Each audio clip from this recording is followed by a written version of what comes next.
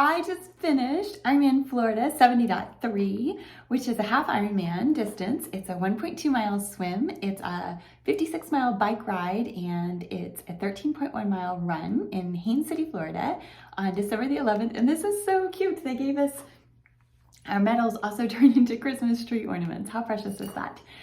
So I just wanted to take a moment, we're back in clinic today, and I just wanted to take a moment to talk about improvement over time, because I did this race 3 years ago, and quite honestly, I had trouble walking for the better part of a week. I finished in 28 seconds to spare, and this time I improved my time by 10%, which is a pretty large number for percentage.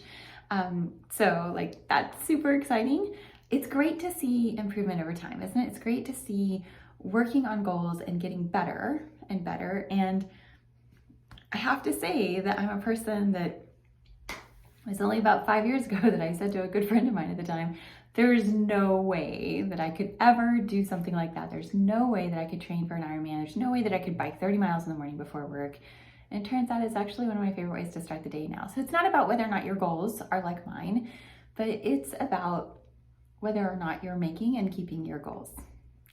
And if you have any kind of sports injury, I am very, very, very happy to help with acupuncture, with herbal medicine, with functional medicine formulas, with my liniments. I've got lots of tips and tricks that I've used. So if you're thinking about getting up and getting active again and you're a little worried about that, then please book a 5-minute free consult with me, and I'd love to help you get back on that journey. Or if you're a more elite athlete and you're looking at doing something more like a half marathon or marathon or half Ironman or Ironman, I'm really happy to share the good information that I've learned over time, and the way that I've helped other athletes, the way that I've helped myself, because boy, it sure is awesome having a great finish, feeling good, refreshed.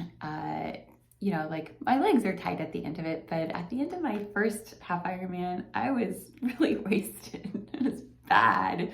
I was collapsed in a heap on a chair, and just mucky and grimy, and I couldn't walk. I couldn't get up to walk. There's this picture of me with like a hand on a parent and then a hand on a friend, and it was so hard. It was really brutal. I remember afterwards, it's gonna be a little TMI, but I remember afterwards, I had to have somebody help me, I had to have a girlfriend help me like with the toilet business afterwards, because I couldn't sit down.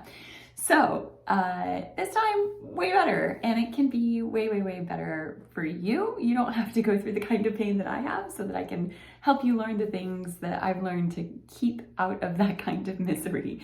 Whether it's doing something like a half Ironman or an Ironman, or even something like a day back at the gym. I mean, I know myself, I've had workouts that were so brutal, so hard on my body, that I really questioned whether or not I wanted to go back to that gym, back to that style. So yeah, there's lots of great information that I'll talk about in future videos. I just want to take a quick minute and say thank you to all of you who held me in your hearts and sent me light and had good thoughts for me or prayers. I feel those on the race course. I really, really, really do. And I really, really, really appreciate your encouragement. I appreciate, even if you haven't said a word to me, I feel it. And it's part of what fuels me during that time.